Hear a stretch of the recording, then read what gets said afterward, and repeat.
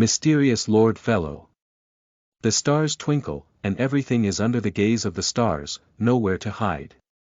A starry hall that can hold meetings with external gods. In the past, Hasta Campbell, a destitute nobleman, began his legend through the path of the Black Emperor.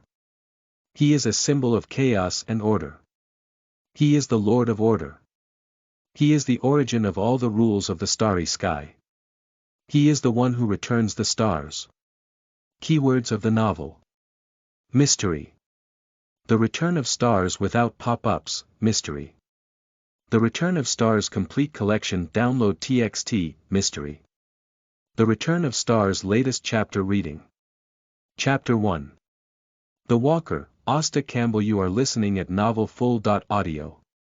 Chapter 1. The Walker, Hasta Campbell. Fluffy golden hair slightly curled up, light blue eyes, delicate features like knife cuts, slightly immature face, slender and symmetrical figure. This is a handsome and youthful boy who coexists. His face was pale and bloodless, his forehead was sweating profusely, his body trembled slightly, and he looked as if he had just suffered a major disaster of narrowly escaping death. I have indeed traveled through time. Russell looked at the completely different face in the mirror and sighed heavily. Just as soon as he woke up, he became another person, a pitiful person who had just died in a mysterious event. After a severe and painful brainstorming, he finally gasped for breath and fully absorbed the memories of this body. Hasta Campbell, the name of the true owner of this body. He is a destitute aristocrat living in the western district of Runbeckland. He has just turned 18 this year, and yesterday was his 18th birthday. At the age of 18 last night, he returned to his room, closed the door, arranged various materials, and held a mysterious ritual that was said to bring people back to life. He, who had not even stepped into the extraordinary starting sequence 9, was naturally unable to complete the ritual. He was also devoured by the ritual and died, thus being replaced by Russell. This is a poor child. He took the risk of holding a resurrection ceremony to bring his mother, who had been dead for 10 years, back to life. The Campbell family also had a glorious history, and his grandfather, Don Campbell, was still a member of the House of Lords during his lifetime, accumulating a considerable wealth. It can be passed on to his father Voltaire Campbell, who, due to his gambling and foolishness, not only successfully lost his identity as a senator, but also sold his titles one after another, leaving him with only one baronet identity to inherit. As for the estate, it was basically squandered. It can be regarded as a version of a wealthy person in a different world. Faced with such an incurable gambling dog dad, his mother died of depression when he was 8 years old. Fortunately, his father also emptied his body due to alcohol and lust. When he returned late, many of his hearts slipped and fell into the river, and he passed away immediately. Otherwise, he would definitely not have been able to live to this age normally. He was raised by the loyal old butler Robert Jones. And a month before his 18th birthday, the old butler Robert Jones left him due to his old age and illness caused by hard work. He, who was already feeling hopeless about the future, carried the last bit of hope and used all the remaining cash on his body to purchase a pile of mystical materials and try to hold a resurrection ceremony. If successful, he can reunite with his mother. If unsuccessful, he can also go down to accompany them, so as not to live alone in the world. In the end, he failed. May the goddess bless you to find your mother and old butler in the world of death, and never be lonely again. Russell sighed with a serious expression on his face, and his fingers tapped his chest 4 times, painting it as a crimson moon. Yes, the original owner is also a devout believer of the night goddess. Russell gazed at the person in the mirror, bowed slightly, and whispered, "Although I cannot fulfill my wish to resurrect your mother, I will help you revive the glory of the Campbell family. From now on, I will be Hasta Campbell." Hasta, this name doesn't sound very auspicious. Hasta frowned slightly. In a world where mysticism is flourishing and mysterious events frequently occur, choosing the same name as the king in yellow is either too heartfelt or too ignorant. Based on his stereotypical impression of Voltaire Campbell in his memory, choosing such a name should belong to the latter. In this mysterious world, there shouldn't be the old god of the Yellow Emperor, right? Asta felt inexplicably confused and looked around. The mysterious world is inherently dangerous and full of pitfalls. If one gets involved with the Yellow Emperor again, they won't be able to survive for long. But now, he can only live on as Hasta Campbell. Even if there are pitfalls, it is his inevitable fate. Gollum, Asta lowered his head and awkwardly looked towards the source of the sound. His stomach was protesting. After all, he had not eaten a single grain of rice since last night until now. Alas, compared to the possibility of the Yellow King in the future, the current situation of hunger is more urgent. Life is not easy, Asta sighed. Before leaving the room, Asta first tidied up the things in the room that had failed the ritual, wrapped some discarded or useless materials in a few newspapers, and then walked to the window, pushed open the 2 closed windows, and let out some air. In the distance, tall chimneys stand tall, constantly emitting black smoke. Near the chimneys, there are rows of continuous connected houses on both sides. The streets there are filled with stalls selling goods, and pedestrians occasionally stop to buy some food and daily necessities. Compared to the quietness and petty bourgeoisie in the Western District, the life there is clearly lively and lively. Woo! Woo! A whistle echoed at the platform, and the giant steam train, resembling a monster, dragged more than 20 carriages back and forth across the various platforms. Beckland, the capital of Rune, is also known as the capital of 10,000 cities, land of hope, and is the most bustling metropolis with a mix of clouds and dragons. Since Asta received the original owner's memory, he has realized that he has traveled into the world of the Lord of Secrets, and the timeline is several months ahead of Zhou Mingrue. Stop and admire Beckland's customs and culture for a while, and the intense hunger surged, making Asta have no further thoughts of delaying. Although the scenery is beautiful, the stomach is more important. Because the original owner had already dismissed all the servants in advance, this 3-story building was now quiet, with only the sound of him stepping on the floor alone. The 3rd floor was the previous floor where Voltaire Campbell lived alone, with 3 bedrooms, 2 living rooms, 2 dressing rooms, a sun-drying room, a study, 4 bathrooms, and a large balcony. The 2nd floor is occupied by Asta and the old butler. In addition to these 2 bedrooms, there are also 4 rooms reserved for guests to live in, including a living room, a dressing room, 4 bathrooms, 2 study rooms, and a moderately sized balcony. On the bottom floor, there is a super large living room, 2 kitchens, 2 restaurants of different sizes, 3 bathrooms, and 4 servant rooms for arranging servants to rest. There is also a sizable garden, as well as a stable, storage room, basement, and so on. This is the only remaining property of the Campbell family. Originally, Voltaire Campbell wanted to sell this building and exchange it for a smaller one, but he was stopped by the old butler who tried his best. This is already the last dignity of the Campbell family, and it cannot be sold anymore. As a nobleman, there must always be a suitable place to communicate with other nobles. The old butler also kept the last dignity of the Campbell family as a reason, and helped Asta leave a large estate in the suburbs for leisure and enjoyment, as well as a plantation for cotton and vineyards. These 3 properties are the last fig leaf of the Campbell family, and also a small amount of property that the old butler has worked hard to preserve for Asta. A skinny camel is still bigger than a horse. These 3 properties are all owned by the Campbell family, unlike some poor god who still needs to rely on leasing to maintain their surface dignity. Compared to the real nobility, this is quite poor, almost on the brink of bankruptcy and bankruptcy. If Asta doesn't stand up any longer, Ruin will never have the noble surname Campbell again. Asta went downstairs, passed through the large living room, and arrived at the kitchen located on the right. The first thing that catches the eye is a dazzling array of kitchen utensils and various seasonings. As for vegetables, meat, melons, and fruits, there is nothing to eat, only 2 pounds of oatmeal bread placed on the table. Fortunately, it's not hard to swallow black bread. Asta breathed a sigh of relief. If he had eaten that kind of food, he wouldn't feel his stomach could handle it. He walked to the stove, picked up a kettle of water, turned on the gas, prepared to boil the water, added some honey, and served it with oatmeal bread for breakfast. Gollum hunger came again, and Asta couldn't wait patiently for the water to boil. He pulled up a chair and sat at the table, tearing a small piece of oatmeal bread with his hand and eating it. It does have a strong wheat aroma and tastes very soft, just average sweetness. Well, he is a firm sweetheart.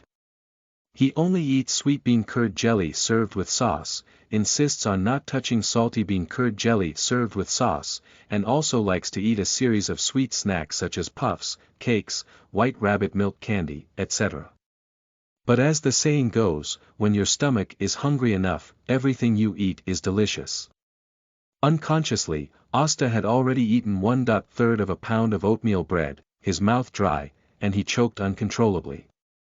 Fortunately, the water has already boiled. Walk to the seasoning area, find a can of honey that hasn't been used much, bring a bowl, scoop a spoonful with a spoon, and then brew and stir with hot water. After letting it cool a bit, I blew along the edge of the bowl and took a small sip. After confirming that I wouldn't scald my mouth, I took a big sip and also ate 1/3 of a pound of oatmeal bread with honey water. After eating and drinking to his heart's content, Asta leaned back on his seat, gently stroked his bulging abdomen with his right hand, and even hiccuped. He placed his left hand on the table and took turns tapping the table with his fingers. He should also think about what he needs to do next. End of this chapter. Chapter 2. Starry Temples, Lamp Gods and Fallen Mother Gods. You are listening at novelfull.audio. Chapter 2. Starry Temples, Lamp Gods and Fallen Mother Gods. Since you have come to a mysterious world, you must become an extraordinary person. Fortunately, the original owner had not yet chosen a random way to take the magic potion, otherwise his new account would have been abandoned for the time being. In a mysterious world, once you have chosen the extraordinary path to take, your enemies and friends will be roughly determined. If he wants to challenge Sequence 0 in the future, he needs to avoid the paths that have already become divine and the paths that will soon become divine. The 11 paths of the Black Death War between the entire 5 families and the Go 3 families cannot be chosen. There are also other gods, as well as the paths of the Hidden Wise, the original witch, Lilith, and the Bound God, which cannot be chosen. The path of demons is too dangerous and not suitable for oneself. He actually really wants to take the path of fate, but this is a lucky path exclusive to the European Emperor, and he really has no confidence in his own lucky value.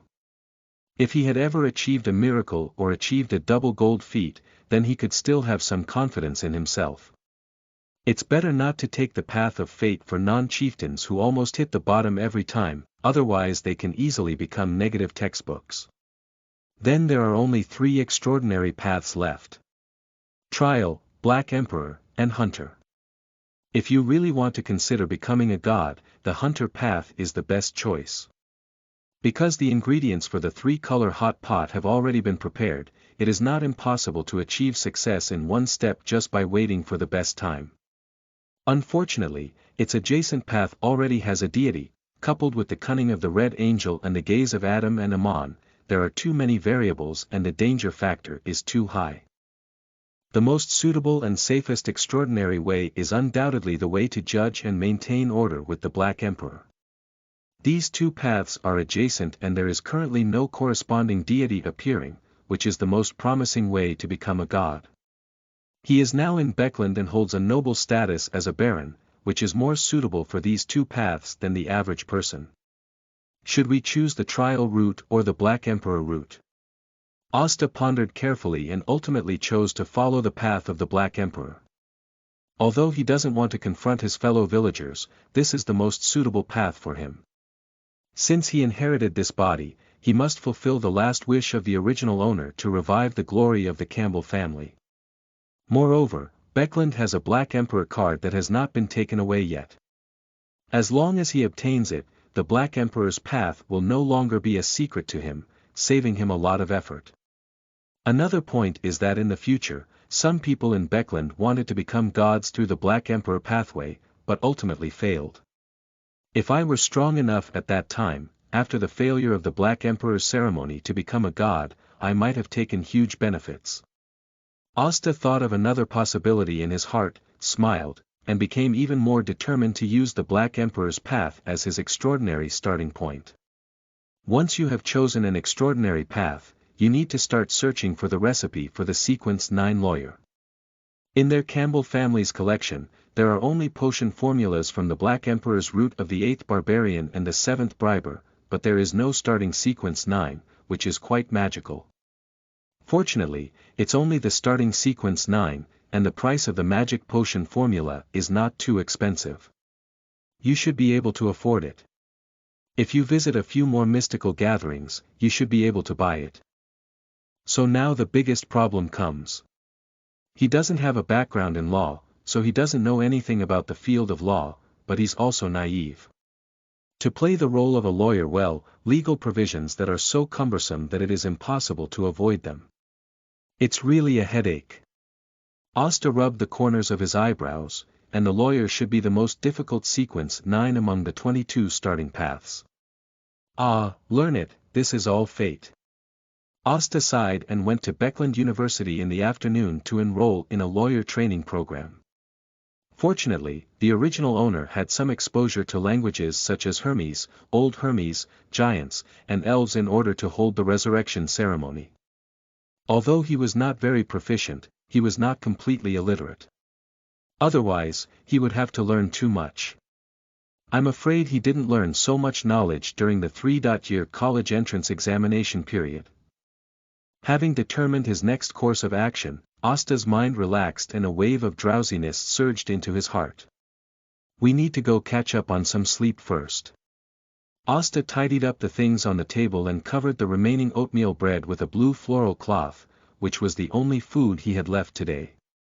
The original owner no longer had even a penny in cash due to purchasing a lot of mystical materials. Although the plantation growing cotton and vineyards could provide some economic support, it could only earn twice a year. The income in December has already been fully used up by the original owner.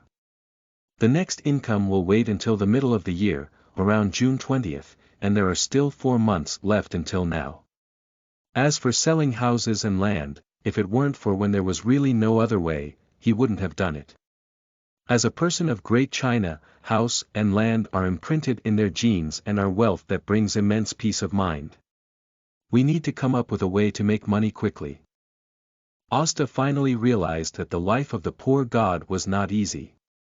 Tired, he returned to the second floor, closed the open window, set the time for the bird to report, and then leaned forward to the bedside, lying on the slippery and soft blanket and sleeping. As if asleep or awake, Hasta floated lightly and arrived at a place where starlight converged. The surroundings were empty, with only a dazzling starry sky above my head. Each star looked at me like a pair of beads, stunning yet also making my scalp tingle. Especially the thought that each star may represent an old and outer god makes it even more chilling. What is this place? Is it just a simple dream? Hasta stared at the starry sky above, wanting to see why something had happened. It shouldn't be just a dream. Hasta has been studying for a long time and has made speculations. This is more like a mysterious world detached from reality, possibly a place similar to the Source Fortress. Is this your own golden finger?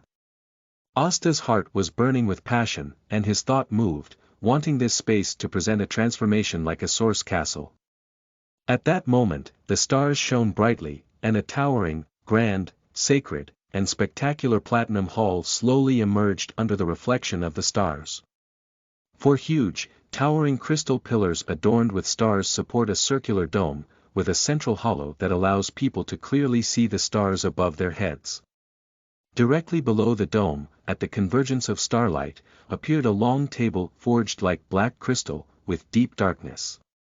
Endless starlight condensed the first seat directly above the long table, and then 5 seats were condensed on each side of the table, totaling 11 seats. Hasta turned around with great interest and then sat down in the first seat led by him. Just as he sat down, a clear realization surged in his heart. The Hall of Stars, the ruler of chaos and order, the origin of all rules in the starry sky, and the ruler of the return of the stars.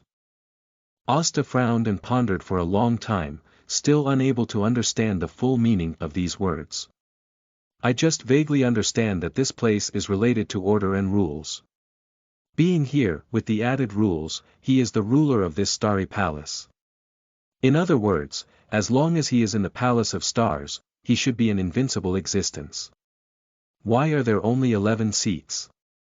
Is it simply based on my thoughts, or is it because there are hidden secrets that I am not yet clear about? He leans more towards the latter, as the 20.2 seats of Mr. Fool's Source Castle correspond precisely to the 20.2 extraordinary paths, and the 11 seats of the Star Palace certainly have a unique meaning that belongs to it. It seems that this place is indeed similar to Yuanbao. I think it's also influenced by a certain kind of origin, related to rules and order, but it doesn't seem like a country of disorder here. The stars are the theme here. Order and rules can only be subordinate to the stars. Hasta couldn't figure it out, so he didn't continue to delve deeper. Once he became strong, these problems would naturally be solved by him one by one. Now, he is more concerned about one thing. Can the Star Palace invite people for meetings like the Source Castle? Hasta cast his gaze towards the starry sky above, each star emitting its own unique radiance. As Hasta's thoughts moved, the distant starry sky suddenly pulled closer, allowing him to observe more carefully. Hasta's gaze swept over the stars one by one, and finally fell on the two brightest stars. Approaching a star on the right to observe, as if breaking through some boundaries, the starlight dissipates and is replaced by an illusory magic lamp, which seems to imprison a certain existence. Isn't it the chaotic sun that was partially made into a wishing lamp? The more he observed, the more he felt that he was the unlucky old man of the lamp god. When a slender palm appeared above the lamp, this speculation turned into certainty. That's the lamp god and Huang Bebe. Is this to invite the old god of lanterns to come to the Star Hall for a meeting? If we could really bring it to the meeting, then the position of the Star Palace may be even higher than we imagined.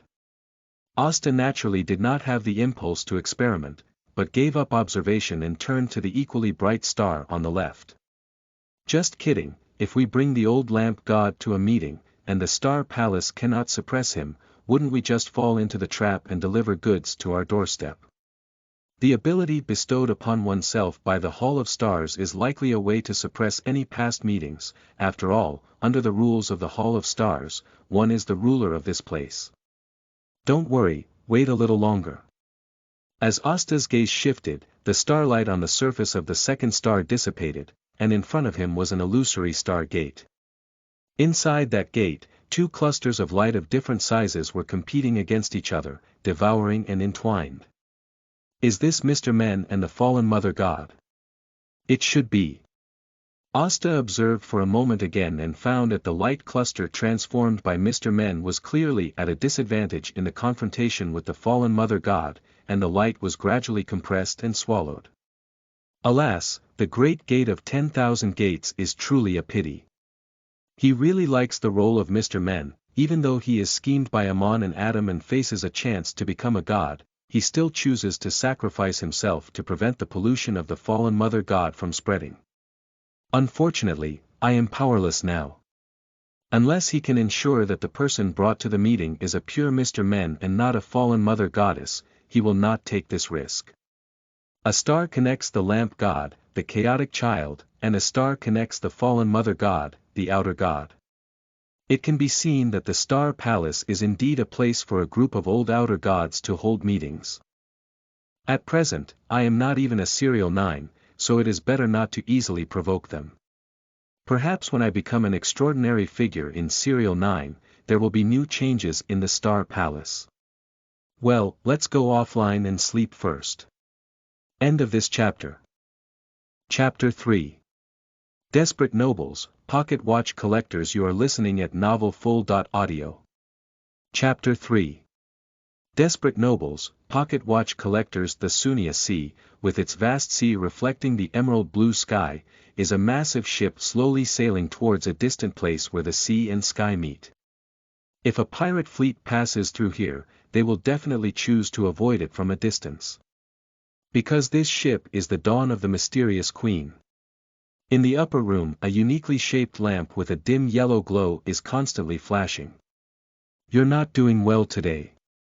Bernadette's expression was solemn as she spoke, constantly strengthening the seal to prevent any accidents. "Oh, I don't need to explain what happened to you unless you're willing to make a wish for it. You know this is impossible." "Then there's nothing to say." As the voice of the lamp god dissipated, the wishing lamp regained its former calmness. Inside the wishing lamp, the lamp god was pondering what had just happened. He could feel a mysterious existence peering through the seal just now, as if as long as that mysterious existence was willing to help, he could break free from the seal of the wishing lamp and regain his freedom. Faced with the temptation of regaining his freedom, he naturally wouldn't wait for the other party to make a decision. However, as he followed the source of his gaze upstream, he found a starry sky across his face, making it impossible for he to move any further. In that brief encounter, he vaguely sensed a kind of suppression, a superior suppression of rules and order. This is impossible. He is the one who masters order and rules. Even if the position of the three pillars is stronger than him, it is impossible to suppress him in terms of order and rules. Is it someone taking his place? The lamp god was a bit panicked. As he had guessed, it was even more terrifying than sealing him inside the wishing lamp. Replace, devour, and it will be difficult for him to regain the dual pathways and source material that should belong to him. Even the part outside the starry sky will suffer a great calamity. Damn the mystery. If it weren't for him, how could I have fallen to the point of being slaughtered by others? No, I must find a way to break the seal and restore my freedom as soon as possible. When necessary, one can leverage Bernadette's power to grant her a wish without any negative impact. The lamp god was lost in thoughts of cursing. Bugu. Bugu. On the bedside table, there is a mechanical time bird composed of various parts, which is punctual and timely to remind. This night's sleep was really comfortable. Asta was awakened by the sound of the time bird, flipped over, lay on his back on the blanket, propped up his hands, and stretched lazily. From around 10 o'clock in the morning to 3 o'clock in the afternoon, a full 5 hours of sleep time completely dissipated the feeling of fatigue, and the whole person was particularly awake.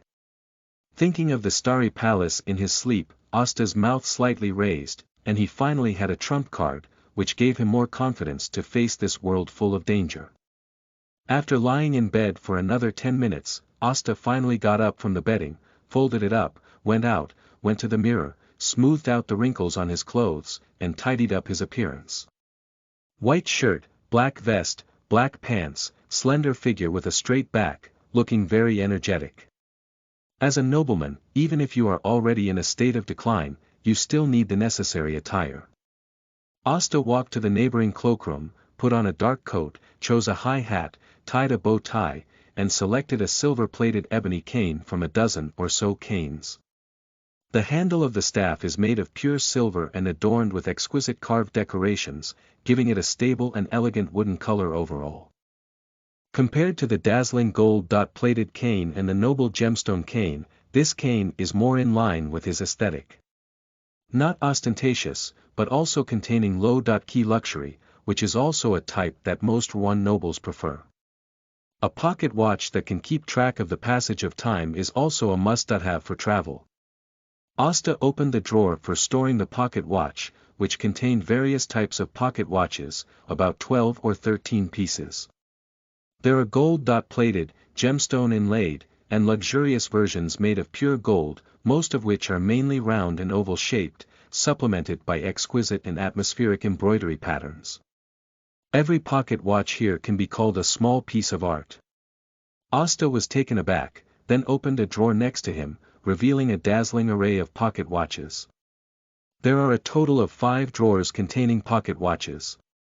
He fell into a deep silence about this.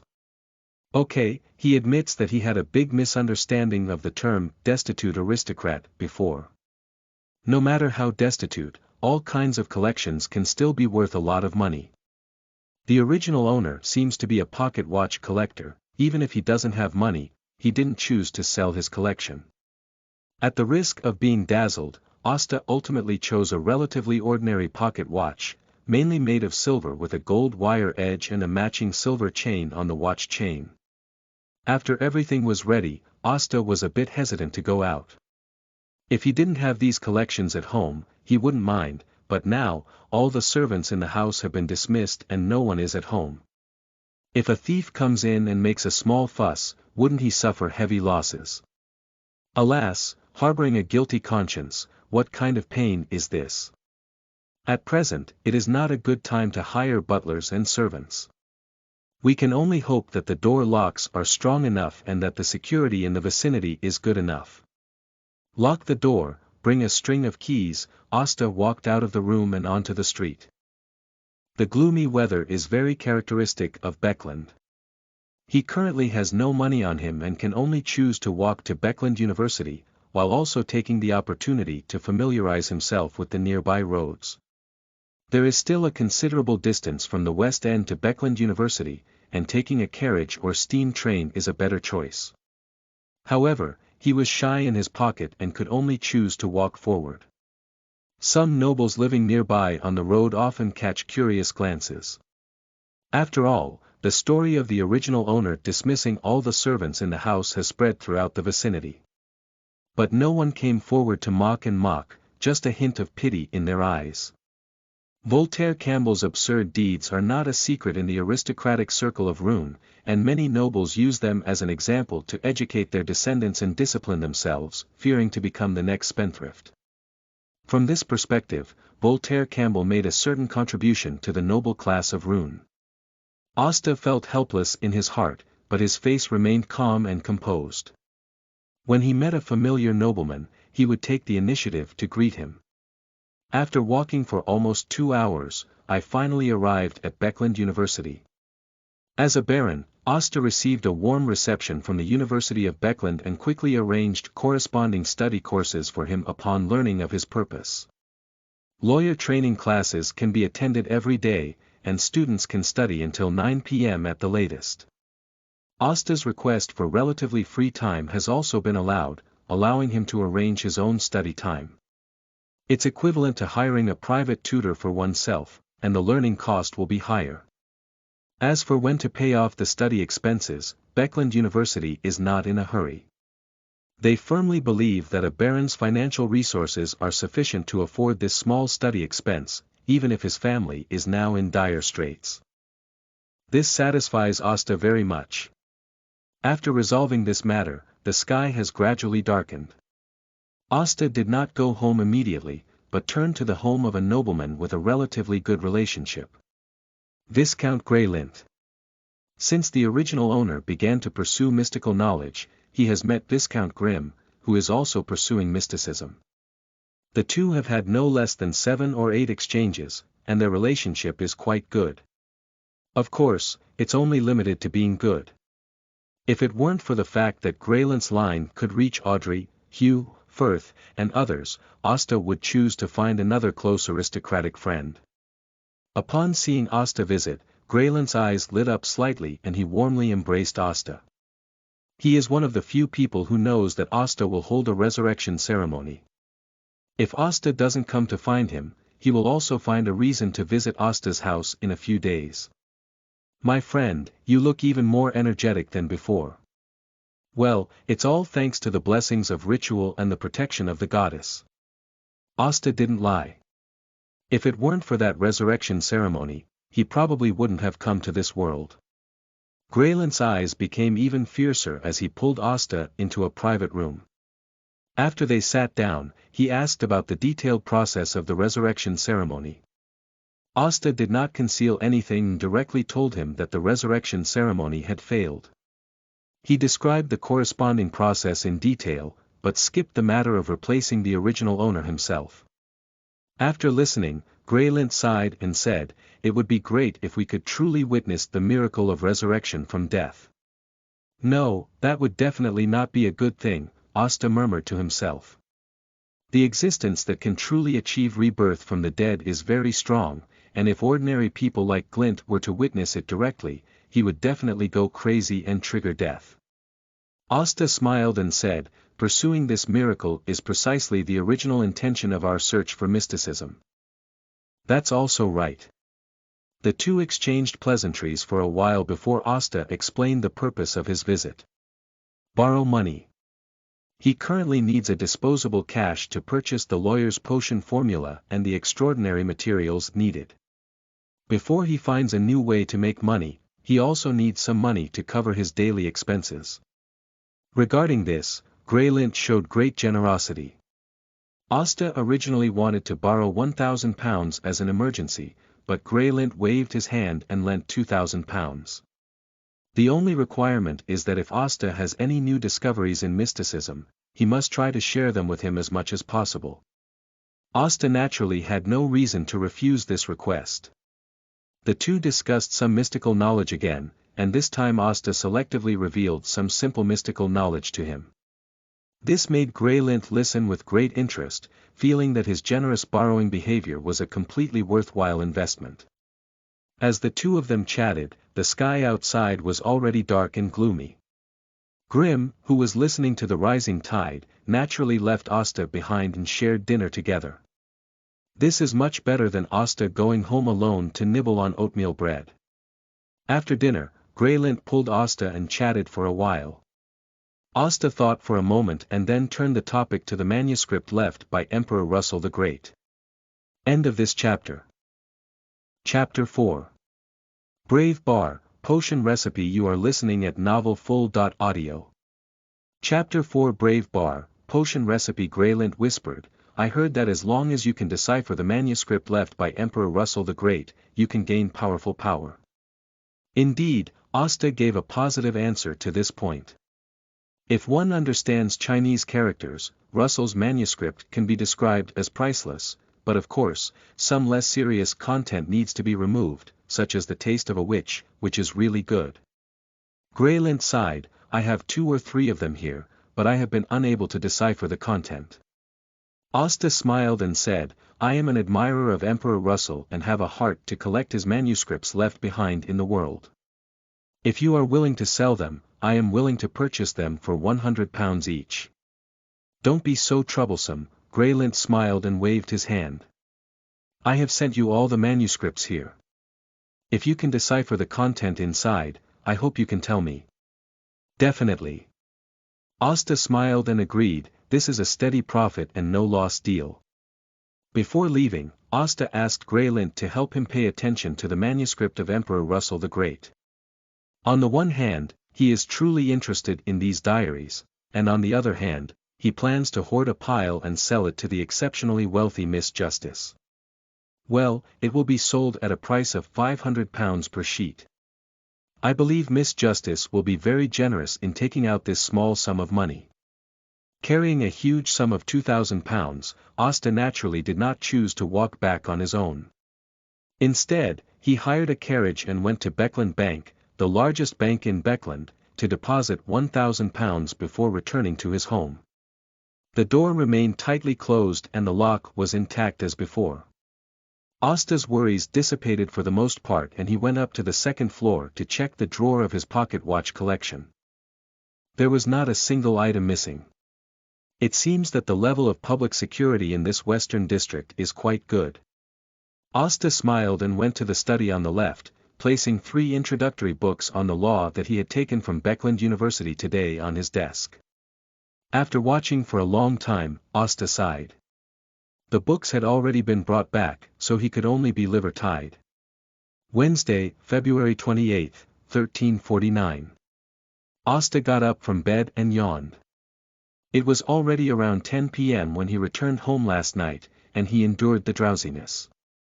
After reading the law for an hour, he was extremely tired. When he fell asleep, he returned to the Star Hall and observed the lamp god and the door master for a while before exiting the Star Hall and falling asleep completely. Get up, put on your clothes, go to the bathroom to freshen up, then go downstairs to the right kitchen and continue pairing honey water with oatmeal bread for breakfast. I'm a bit tired. If it weren't for my hunger, he would really want to try some other food. After finishing breakfast, I went up to the second floor, changed into a new set of clothes, and then wore a top hat and walked out with a cane in hand.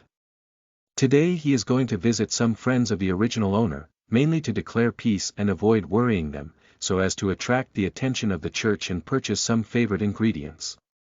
He doesn't want to use oatmeal bread as breakfast every day. If he can buy some rice, cook some congee and match some dishes, it will be the food that best suits his taste. Of course, it would be even better if you could cook a bowl of rice to eat. After leaving the door and spending 6 pence, Hasta took a car to the home of his first noble friend. After chatting happily, he naturally stayed at his friend's house for lunch.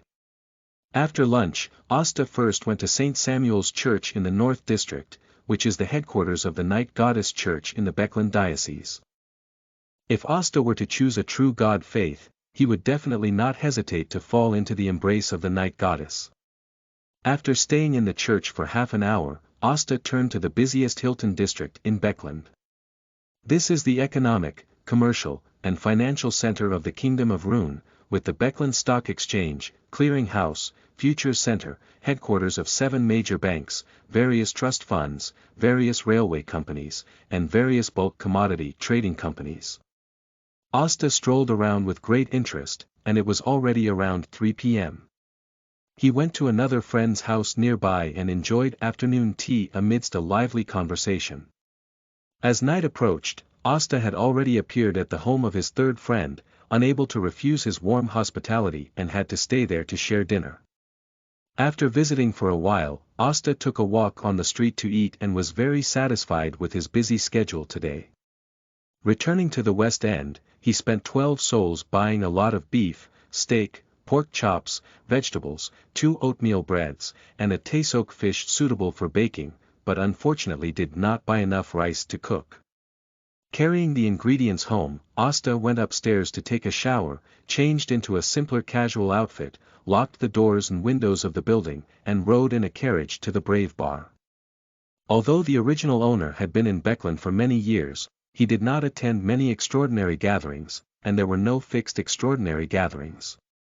Hasta had no choice but to choose the Brave Bar, which was a somewhat secretive and extraordinary gathering place, and perhaps there might be a chance to meet Miss Sharon. Even if you can't see it, it's good to get familiar with your face here first. Hasta spent 5 pence to buy a glass of South Wales beer to try, took a sip, and smashed his mouth. The taste was good, but he didn't want to take a second sip. After a brief stroll, I found Caspus Cunningham outside table tennis room 3. In his slightly surprised gaze, he calmly stated that he was introduced by the old man. "Come on in." Hasta walked in, and another person inside voluntarily left while closing the door. Caspus, who had a nose full of wine, looked at Hasta with a somewhat unfriendly gaze and said, "What do you want?" "I want to attend tonight's extraordinary gathering." £5. I remember Shauko only spent £2 to successfully attend the party, and when it was his turn, he even raised it directly to £5. Is this because you're young and want to take advantage of yourself? Hasta hesitated for a moment before choosing to spend £5 to solve the problem. You're really generous. Looking at the £5 banknote handed over by Hasta, Caspus was slightly stunned and thought for a moment before saying, "People like you are not suitable for entering that dangerous and crazy world." Hasta smiled and said, "I just came over to take a look and broaden my horizons." Caspus didn't say anything more, his kind reminder was only given once. Stepping out of the pool room, Caspus gave a few orders and led Hasta through the kitchen back door, into the alley behind him, and around to a dark house. He took out an iron mask that could only cover the upper half of his face, handed it to Hasta, and said in a deep voice, "Wearing a mask can help you reduce unnecessary trouble, if you don't want people to recognize you. Thank you for the reminder." Hasta took the iron mask and put it on, slightly messing up his hairstyle. Seeing him ready, Caspus rhythmically knocked on the door. 7 or 8 seconds later, a small wooden board was pulled open on the door, revealing a pair of brown eyes. After examining for a moment, he opened the door and handed Asta a set of hooded robes with dissatisfaction. Then, he led Asta into the door, passed through the dark living room, and arrived at the living room on the first floor. A candle was lit on the indoor coffee table, emitting a faint yellow light, and it was faintly visible that there were about 10 people sitting around. Asta naturally walked to a corner and sat down, waiting for the party to continue. Quickly, the calm atmosphere was shattered, with some seeking potions, some seeking sequential formulas, some selling magical items, and some selling extraordinary weapons. Asta just listened quietly, watching the orderly transaction between them. Unfortunately, he did not hear the pharmacist's scolding voice and speaking style from it. As the transaction gradually came to an end, the wise-eyed old man sitting on the single sofa looked towards Asta and said, "New friend, do you have any needs?"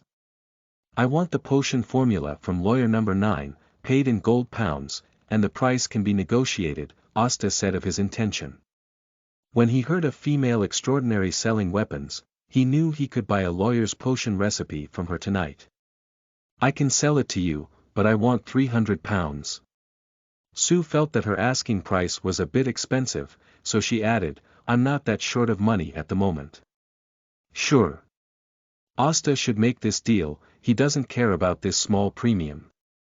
The most important thing is that she will sell the recipe of the serial 9 lawyer at a premium tonight, and in the future, she will double the price to sell her the recipe of the serial 8 barbarian potion. He knows the potion recipe of the Black Emperor's route to the 8th barbarian and 7th briber, but he is not sure about the potion recipe of the starting 9th lawyer." After being notarized by the Eye of Wisdom, this transaction was completed. Sure enough, the woman who sold her lawyer's potion formula requested to purchase the barbarian potion formula. According to her tone, she's not very anxious yet, maybe the magic potion hasn't been fully digested. Asta remained silent, waiting for herself to attend another party before selling the barbarian recipe to her at a double premium. Time passed quickly, and apart from the lawyer's potion formula, he didn't need anything else. He waited for the entire party to end before the attendees left here one by one.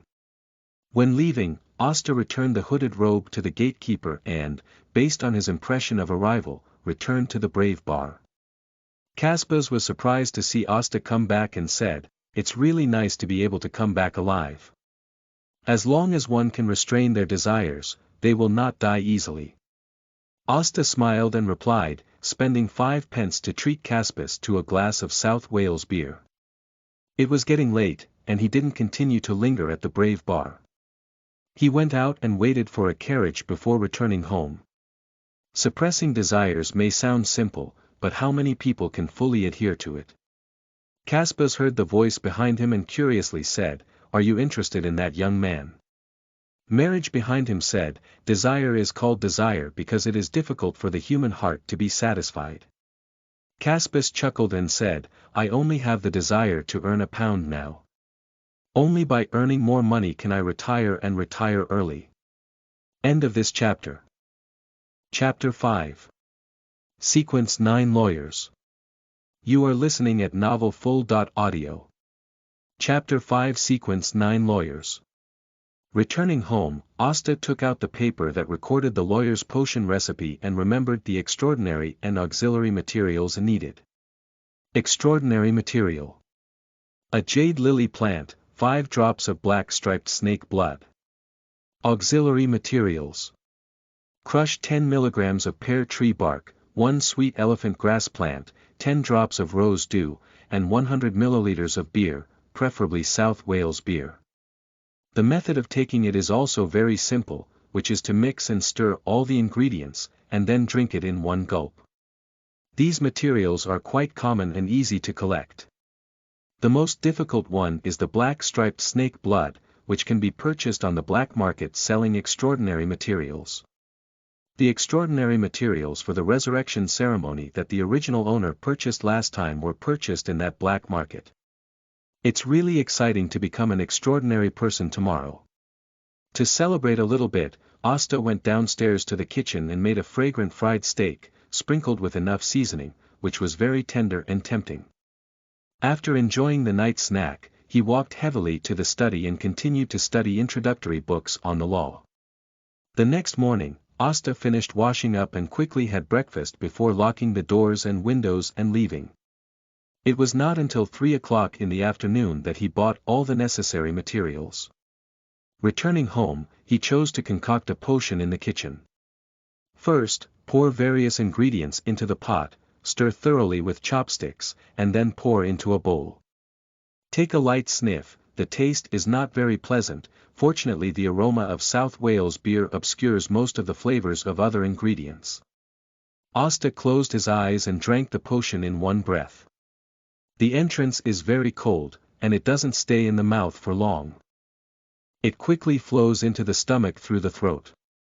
My whole body started to heat up, and then my forehead veins jumped. I could vaguely hear whispers from another world in my ears. In my mind, there seems to be a starry sky rising, chains representing order and rules descending from the sky, shining brightly in the starry sky. They are knowledge, illusions, and a pair of evil god eyes peering at me. Asta tried to keep himself calm, imagining the starry hall in his mind and clearly outlining its shape and 11 seats. Quickly, all illusions and sounds dissipated, and the dryness and heat of the body eased, replaced by a particularly cool feeling. He closed his eyes, carefully perceiving the changes inside his body, while also receiving new knowledge in his mind. Lawyers, guardians of order, and discoverers of loopholes, understand and utilize rules in order to benefit themselves. There are 3 main abilities. Firstly, adept at identifying and exploiting loopholes in rules and weaknesses in targets, adept at using order to strike opponents. Secondly, possessing excellent eloquence, easily convincing the other party, and being able to distort or guide the target's thinking to a certain extent. Thirdly, the mind becomes particularly agile, seemingly possessing extraordinary abilities to see through the psychological activities of others. Other abilities have also been strengthened, such as enhancing physical fitness, being mentally active and easy to learn new knowledge, and having stronger memory than the average person. Asta silently experienced his new ability to become a lawyer, until he roughly understood and mastered it before reopening his eyes. Compared to other extraordinary means, lawyers are not suitable for combat and do not have much combat ability. They are more suitable as lobbyists, naturally able to persuade others and make them act according to their own wishes, with a certain degree of dominance. The next step is to try to activate linkshare. Asta turned off the desk lamp in the room, plunging the surroundings into darkness. In the darkness, he focused his attention on the center of his eyebrows and the position of his eyes, making multiple attempts to open and close them. Soon after, other colors appeared in the dark world, similar to the yin and yang eyes in movies where ghosts and spirits could be seen. He looked back and forth at the things in the room several times, the extraordinary materials that had not yet been fully used up, each shining with different lights, while the things without life and extraordinary power were just as they were seen in daily life. Gradually adapt to this spiritual state, until there is a pain in the eyebrows and a swelling sensation in the head, and then close the spiritual state. Taking a break, he set a simple switch button for his spiritual vision and clicked his fingers twice in a row. He felt that this was too flamboyant and too obvious, so he changed the switch button to stroke his index finger 3 times with his thumb. It's a bit like counting money. After practicing for a while, an unbearable pain began to emanate from the center of the eyebrows and temples. Asta stopped his gaze and, feeling dizzy, helped the wall and escalator up to the 2nd floor. He pushed away the bedroom and threw himself directly onto the bed. Not long after, he fell asleep. In the dream, the starry palace reappeared, and this time it underwent some changes compared to before. The starlight in the starry sky is particularly bright, with a thick platinum chain shimmering with brilliant starlight. It descends from the starry sky and hangs on the back of the first seat. In addition to this significant change, Asta also keenly noticed that the power of order and rules in the starry hall had increased significantly. He glanced a few more and then extended his right index finger and thumb to gently caress 3 times. The spiritual vision opens, and the first thing that catches the eye is a vast, brilliant, and ultimate starlight. I feel as if I am in the center of the entire starry sky, surrounded by stars revolving and converging around me. The platinum chain that hangs down from the starry sky transforms into a giant pillar of rules that opens up the heavens and earth, and holds the Milky Way flowing. He turned his gaze to himself again, with scattered starlight in the blur, which was a pure celestial body. Every time I come to the star palace in the form of a star spirit body. After scanning a few laps, he turned off his spiritual state. Walking to the first seat and taking a seat, a new enlightenment emerged in my heart. The chain of order, the pillar of rules, an opportunity to formulate new orders and rules. Hasta was able to understand the first 2 nouns clearly, but the opportunity to establish a new order and rules in the last sentence made him a bit confused. Does this mean that one can freely set a rule and then have an effect on the starry palace and oneself in reality? If we establish a rule that buying things on our own is bound to be free, will we no longer need to pay for them in the future? It shouldn't be that simple, right? No, it doesn't seem like you don't need to go through the star palace to buy things without paying.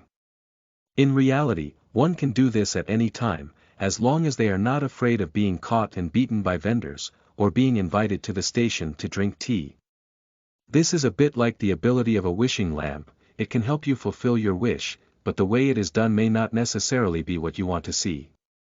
For example, setting a rule that one will never die. It may sound like I can never die, but in reality, I may be sealed in a dimension without time flowing.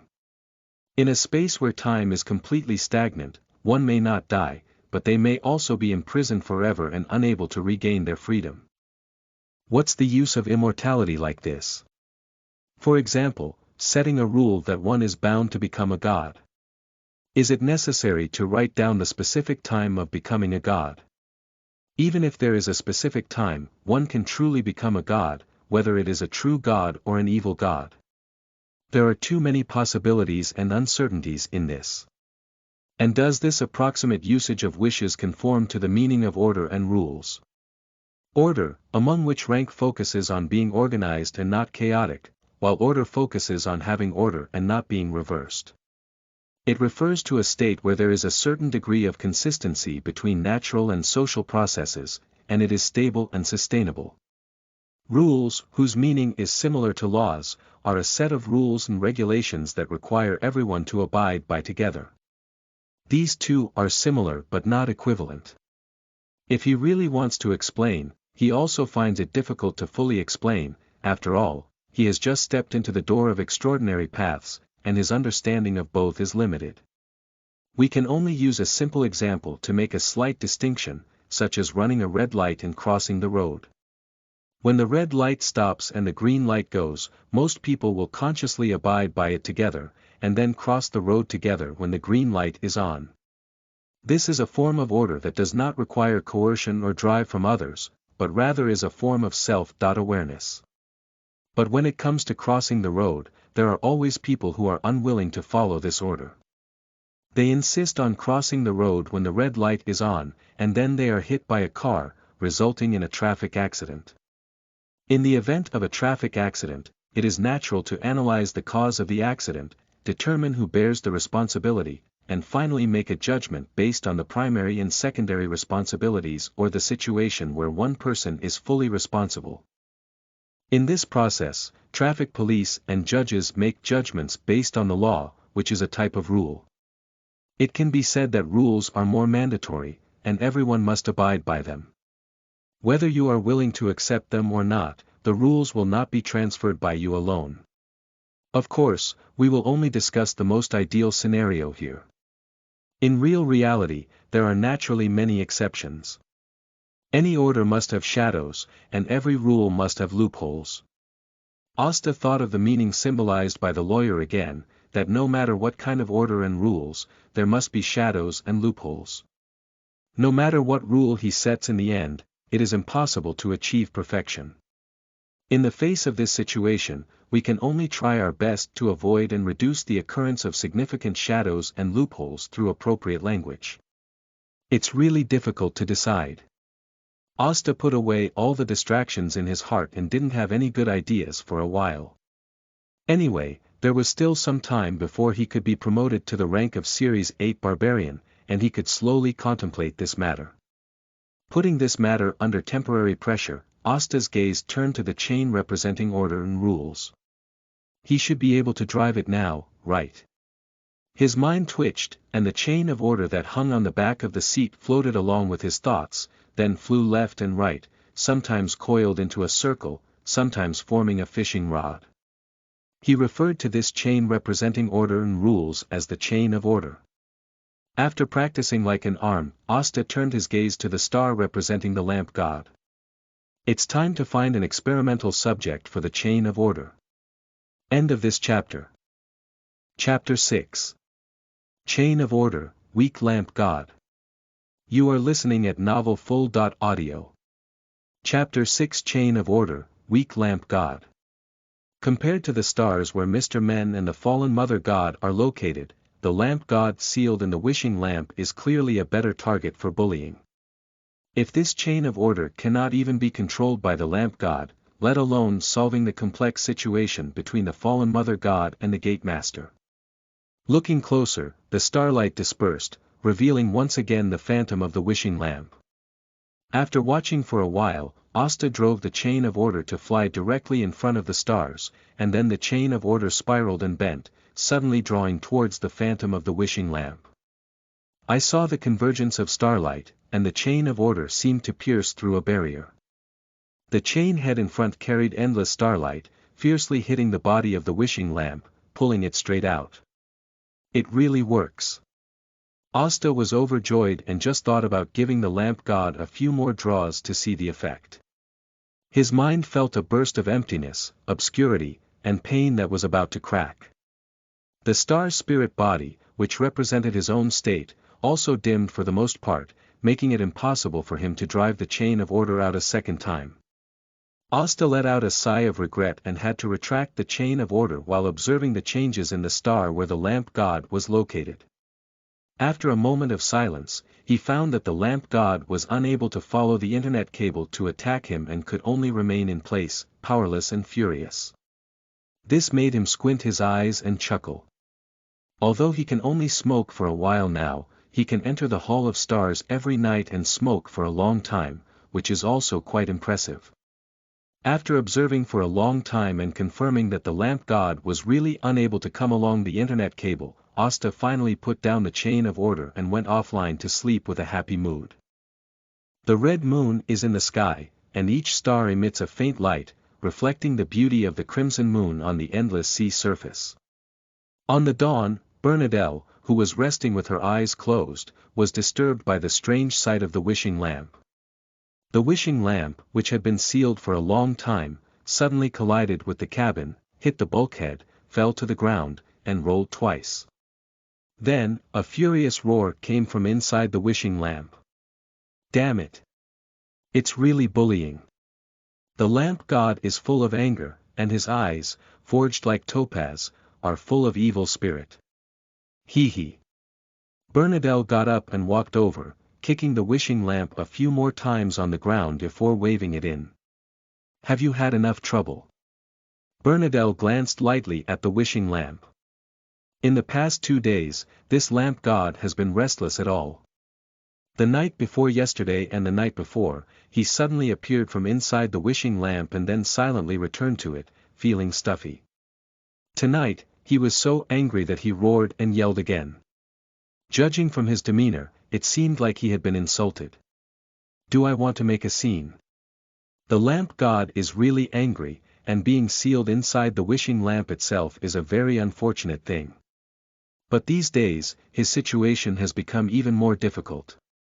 The first 2 nights were fine, but he vaguely sensed being watched.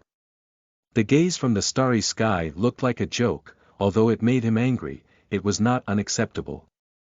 But tonight, that existence actually whipped itself across a starry sky, through the seal of the wishing lamp. Although it's not painful or itchy, it doesn't cause much harm to oneself, but it's extremely insulting.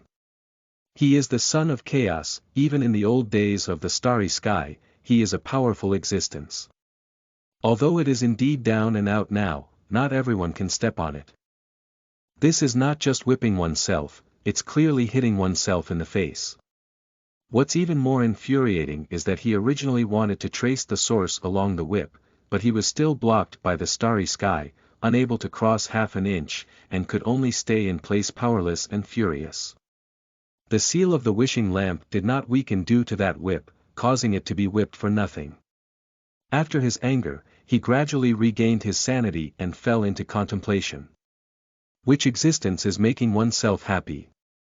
Across a starry sky, the power of the stars. Is it the dominance of a superstar? Or is it a high-dimensional overhead viewer?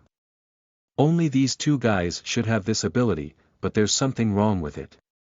If their power could cross the starry sky and target themselves through barriers, it would have had a positive impact on reality like the fallen mother god and the desire mother tree.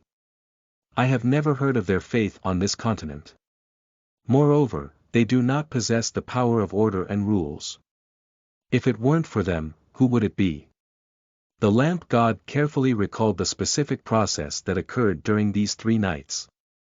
Perhaps that existence was not trying to make oneself happy, but rather trying to explore something. He felt that he had grasped the key point and made a reasonable assumption, that unknown existence should have been the one who accidentally discovered himself trapped in the wishing lamp. After observing for a whole night and confirming that he was not capable of counterattacking, he started to try tonight. As for why he can discover himself and take action against himself, the reason is also very simple. Like himself, he has the ability to control order and rules. People who share the same extraordinary path are mortal enemies, and those who hold the same authority in the past are even more mortal enemies. No one wants to share their power with other beings, and aggregation is an instinctive temptation that cannot be denied. The more the lamp god thinks about it, the more likely it is and the more dangerous it becomes. In his current state, if there were to be an old day through the same path, he would never be a match. Even if it were a true god through the same path, there was a possibility of devouring him. No, we can't sit idly by anymore. Try to save yourself. The lamp god's mind turned straight, his gaze swept over Bernadelle, he chuckled, and without saying anything, he returned to the wishing lamp with a mysterious smile. This actually made Bernadelle uneasy, afraid that the lamp god would come up with something new. After all, this is a level 0 seal that even the true god cannot destroy, extremely dangerous. At present, we can only strengthen the sealing first to prevent the lamp god from really escaping. Even if the probability is very low, we cannot gamble. Several seals were placed consecutively, making the wishing lamp unable to move or bounce even once. Even if the lamp god wanted to manifest from inside the wishing lamp, it was no longer so free. After finishing these tasks, Bernadelle stepped out of the cabin and instructed the Dawn to turn direction and sail towards the nearest bishop of the storm. If the lamp god really gets out of the wish lamp, she will throw the wish lamp into the storm church as soon as possible and let the storm lord wait for the 7 gods to handle it. This is the worst-case scenario and the future that needs to be avoided the most. In the wishing lamp, the lamp god silently watched Bernadelle's actions, feeling good that his plan had worked. He wants to see if the mysterious existence can still target him through a starry sky after strengthening the seal. If anything unexpected happens, he would rather Bernadelle throw himself into the headquarters of the storm church, even if it were suppressed by the 7 gods, than be replaced and devoured by others. This is also his life saving measure to prevent the worst from happening. In the morning, Asta woke up from the big bed, feeling particularly energetic. Sue's contemplation on order and rules last night made his lawyer's potion digest a part of it. This is a good start. Wake up, open the window, take a breath of fresh air. The sunlight outside is just right, and the fog has not yet invaded the sky of Beckland. It's another beautiful day. After washing up and having breakfast, Asta locked the doors and windows, got on the carriage, and headed to Beckland University. He has already taken the lawyer's potion and his learning ability has greatly improved. It is time for him to work hard and tackle the tedious legal provisions. I believe that in the process of learning the legal provisions, his lawyer's magic potion can also be further digested. Upon arriving at Beckland University, Hasta was warmly welcomed once again. He took out 5 10-pound banknotes from his pocket and handed them to the person in charge, paying the study fees in advance. This money, even if Hasta spends every day studying at Beckland University, is enough to support more than 6 months. Soon, a middle-aged professor named Wayne took Hasta to an empty classroom to teach him alone. All laws are determined by man. All laws have a fair and selfless side, as well as a flawed side. The original intention of all laws is for everyone to abide by them, and there will always be situations beyond the law. Professor Wayne gave the law many levels of definition from the beginning, with both a bright and just side and a lack of shadow. This kind of statement, which does not simply promote the supremacy of the law and the supremacy of the law, made Hasta nod secretly upon hearing it. Seeing that the young baron was not angered by his slightly overbearing words, but instead listened attentively, Professor Wayne's heart also relaxed, and his rigid face added some smiles. The true law cannot have only one side of righteousness, nor can it cover all aspects. Otherwise, there is no need for the profession of a lawyer, and judges only need to make judgments completely in accordance with the law like puppets. If that's the case, the profession of a judge can also be abolished, and all rights can be directly handed over to the police department. It's straightforward and saves time to catch and judge on the spot. It is precisely because of shortcomings and shadows that the lawyer industry needs to assist, observe, and correct from the sidelines. As a law professor who has spent most of his life studying law, the law he pursues in his heart is naturally the highest level of justice and the highest law. But this is not realistic, at least it cannot be achieved yet. The task is heavy and the road ahead is long. Professor Wayne doesn't want to mislead children, but if Hasta only wants to hear pure and just laws, then he will only teach this part of the knowledge. Other knowledge allows this young baron to experience and learn from the setbacks and failures of society on his own. This is a student who does not prioritize nobility and is quite intelligent. Professor Wayne became smoother as he spoke, and he no longer cared about the other party's aristocratic status. The first class, which lasted for 2 hours, quickly ended in Hasta's restlessness. Professor Wayne closed his book, cleaned the blackboard, and smiled while holding the textbook, saying, "Baron Campbell, I look forward to teaching you next time." Hasta stood up and bowed slightly, saying, "Professor Wayne, just call me Hasta directly." A diligent teacher who teaches and solves problems deserves the respect of every student. Professor Wayne nodded and left with a smile. End of this chapter. Chapter 7.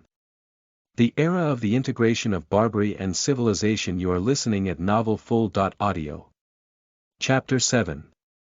The Era of the Integration of Barbary and Civilization. Hasta didn't leave immediately, but instead sat in the empty classroom for a while. Today's class has benefited him a lot. Professor Wayne did not simply recite the text, but first talked about the birth of the law and the fairness and unfairness of the law. He also said, there is no fairest law, only the most appropriate law. This kind of insight that is not bound by the times is truly rare. Of course, it is possible that this sentence is also one of the classic quotes of Emperor Russell the Great. Pop. Hasta took out his pocket watch and glanced at it.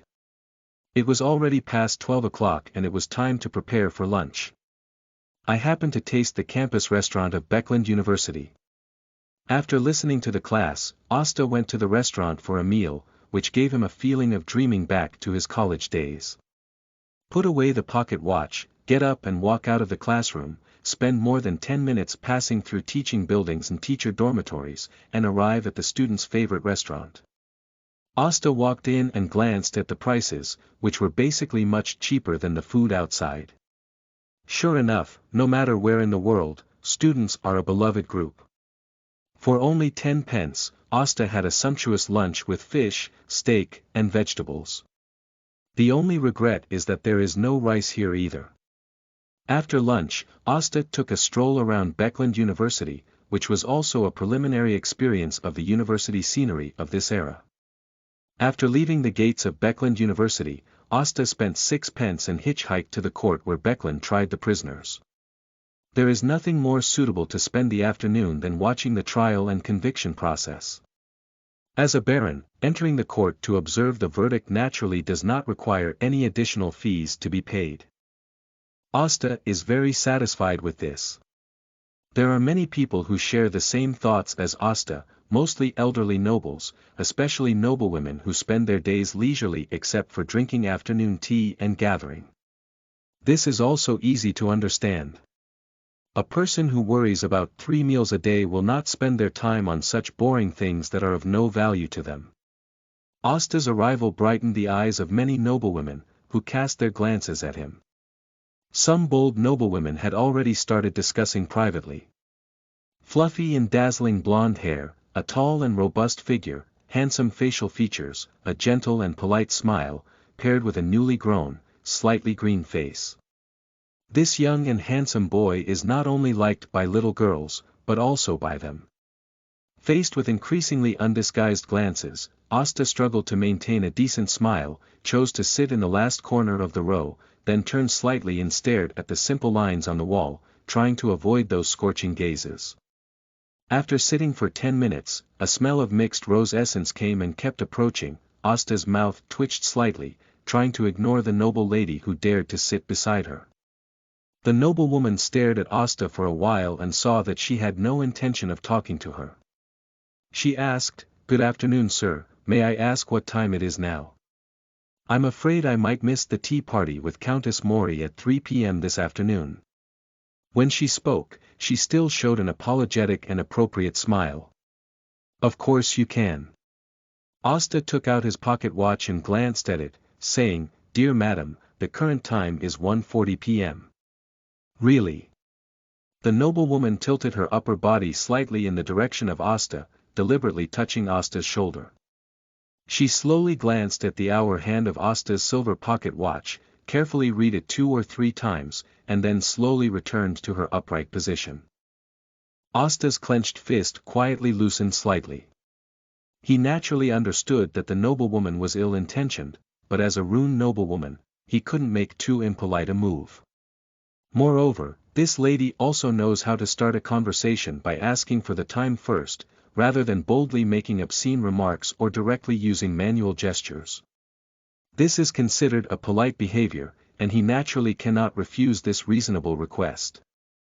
But this kind of teasing-like behavior still makes it a bit difficult for him to adapt. He is not Emperor Russell the Great, he has excellent adaptability and strong communication skills. "Thank you very much for your generous explanation. May I have the privilege of knowing your name?" She lightly brushed her hair in her ear, her tone soft. "Hasta Campbell."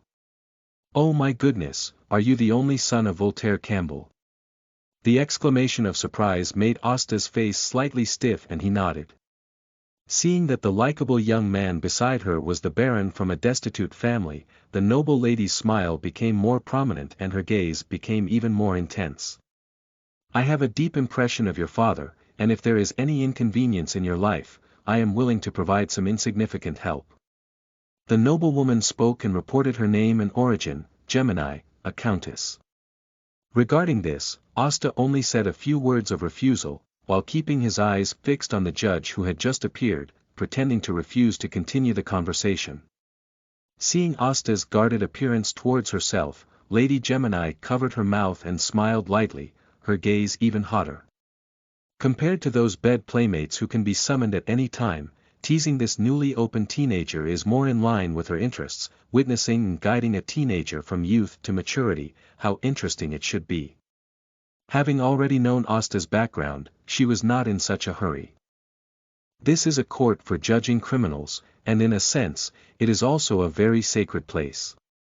The arrival of the judge made everyone present stop whispering, so as not to affect the solemnity and sanctity of the court. The judge made a few opening remarks, stating that his next judgment would fully comply with the provisions of the rune law, without any bias or sacredness. Next, the plaintiff's lawyer begins the lawsuit, and the defendants are often farmers working on the estate, unemployed individuals without jobs, servants working in aristocratic households. These people can hardly afford to hire lawyers and come here, just silently taking a formality, waiting for the judgment of the judge and jury. Of course, there are also defendants who will confide in their grievances and have no choice but to seek sympathy, so that they may have a chance of being acquitted. Here, unless the crime committed by the defendant is heinous, it is highly likely to depend on the likes and dislikes of the judge and jury. Being good-looking will be a very favorable external condition. Faced with likable defendants, these aristocratic ladies often show their kind and compassionate side, pleading for the defendant's grievances. Once such voices are heard, the judge will also make a judgment at their discretion. If the defendant is really ugly, even if it's just because they said a foul word, they may still be sentenced to hanging. There is a classic case where a person only blackened themselves at night without committing any criminal acts, but in the end, they were unanimously sentenced to death by the judge and jury. Their judgment is based on the fact that a normal and non-malicious person would not engage in the act of blackening themselves at night, unless it is a thief, and for caught thieves, hanging is the most suitable destination. Reasonably and convincingly. Hasta just listened silently, referring to the specific judgments of these cases. These lawsuits are basically simple, as farmers working on the farm either fail to fertilize and weed in a timely manner, or become lazy while working, resulting in poor crop yields. Unemployed wanderers are usually arrested for crimes such as petty theft, robbery, and theft, and generally do not have any grievances. Servants who work for the nobility may be stealing, smashing a high-value item, or simply offending those nobles. The first type of defendant, the circumstances are generally not serious. As long as they can confide in how difficult their life is, 70.8% of them will be acquitted, which is also the main opportunity for noble juries to satisfy their kindness. The second type of defendant, as long as the theft is true, basically starts with the death penalty, regardless of the amount involved. In their view, even if you become a beggar to make a living, it is more worth saving than being a thief or robber. The third type of defendant has a more complex situation. Sometimes there is not much harmony between nobles, and judgments are usually made by judges based on actual circumstances, which may include monetary compensation, imprisonment for a period of time, or the death penalty, unless there is strong intervention from nobles. Time is gradually passing, and today's court trial is also coming to an end. Among them, there was one verdict that left the deepest impression on Hasta. A farmer was sentenced to hang by the judge for cutting down small trees in the plantation, setting fire to corn stacks, and injuring horses and cows. In this world where punishment often starts with hanging, this was originally a normal thing. The reason given by the judge is that both corn and cows can be compensated for their losses with money, while trees cannot. Because the loss of trees is irreparable, the perpetrator needs to pay the cost of their life as compensation. When he heard this, Hasta almost couldn't control his expression. Cutting down a small tree is actually more severe than burning corn stacks and cutting down cows. Do the nobles of Rune really value life so much? Or is it because of the influence of the Mother Earth God, who believes that all life is precious? But why should even a petty thief be executed directly? Are those people's lives not worth valuing? Respect life while disregarding it. This is an era where barbarism and civilization blend together. Hasta can only come to this conclusion in the end. End of this chapter. Chapter 8 Bernard. Starry Sky, always so scary. You are listening at novelfull.audio. Chapter 8 Bernard. Starry Sky, always so scary. After the trial ended, Mrs. Gemini kindly invited Hasta to her house tonight as a guest, and in her words, she vaguely revealed that her husband was having a social gathering outside tonight and would not come back. For such a peach invitation, Hasta could only politely decline, stating that he had important matters to attend to tonight and it was not convenient. Madame Gemini was not angry either, but before getting into the carriage and leaving, she turned around to look at Asta a few more times before leaving with satisfaction.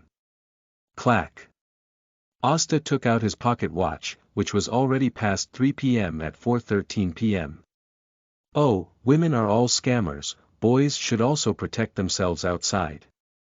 Asta sighed and keenly noticed a naked gaze behind him, constantly looking down from his shoulders, especially at his buttocks. At a glance, he saw two elderly male nobles with round bellies, which made him feel a chill. He quickly stopped a carriage and left. When he got home, Asta went to the kitchen to start working. There was not a short time before dinner. He planned to get some beef balls to eat. First, use a round rolling pin to beat the surface of the beef carefully and repeatedly. Beat the beef into mince, then sprinkle some flour, add water, a little salt, and a little spice, and then knead it into a ball. Put it in warm water to shape, and the beef ball is finished. After a sumptuous meal, Asta took off his coat, rolled up the sleeves of his white shirt, and began cleaning the bowl and rolling pin. Whenever this happens, he wants to hire a suitable chef to prepare 3 meals a day for himself, preferably a dessert chef who is skilled in making various desserts, so as to satisfy his appetite. But the thought of a stranger living in the house made him feel uncomfortable, so he temporarily gave up this idea. After he has a stable income, he will consider hiring a butler and chef. At present, he has only £405, 8 souls, and 4 pence of cash left on him, except for the £1,000 deposited in the Beckland Bank.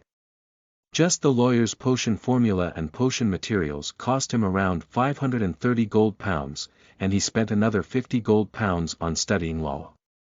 He also spent a lot on various foods and transportation.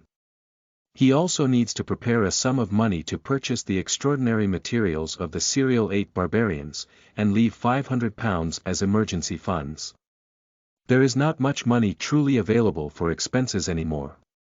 At the same time, he also needs to prepare to raise £2,000 to return to Viscount Grimm. The thought of owing so much money made him feel a headache. No matter in any world, he couldn't live a decent life without money. He actually wants to open a law firm and take on some commissions to make money. However, his current level of legal knowledge is still far from sufficient, and he is far from being able to handle it alone. The best way to make money is naturally to encounter some extremely vicious extraordinary beings, then deal with them, sell their extraordinary characteristics and potion formulas. But this requires oneself to be promoted to the rank of 8th barbarian in order to try. Alas, let's just endure for now. In 2 months, I can almost digest the magic potion myself. Asta tidied up his mood and went upstairs to take a shower. He also needed to put the clothes he had changed into a bag and take them out for a dedicated laundry room to wash. This is another expense. The long night was long, and he could only stay up in his study and continue to study the 3 introductory books on the law. Struggling until 11 o'clock, it was Asta's favorite time. Close the book and arrange it, get up and walk to the next bedroom, lie down on the blanket, and prepare to fall asleep. To be precise, it is entering the Hall of Stars. The dull and monotonous life every day is only left with a little fun of whipping the lamp god at night. Sitting on the first chair, looking towards the star where the lamp god is located, while driving the chain of order, accumulating strength and ready to go. When the phantom of the wishing lamp reappeared, Asta chuckled and whipped it with a powerful and heavy whip. This time, he didn't observe the reaction of the lamp god and left without stopping for a breath. Asta lightly tapped the table with his right finger, slightly raising the corner of his mouth, and murmured, "It's time to rest again. I hope the lamp god can also have a pleasant night." Pop. The heavily sealed wishing lamp was once again drawn out and fell to the ground. Bastard. It's even more despicable than secrecy. The phantom of the lamp god appeared again, with a malevolent gaze, looking up at the starry sky above. This time, Bernadelle also became interested. Tonight, in order to explore the secret of the lamp god, she never rested and indeed captured the moment when the wishing god lamp had a strange appearance.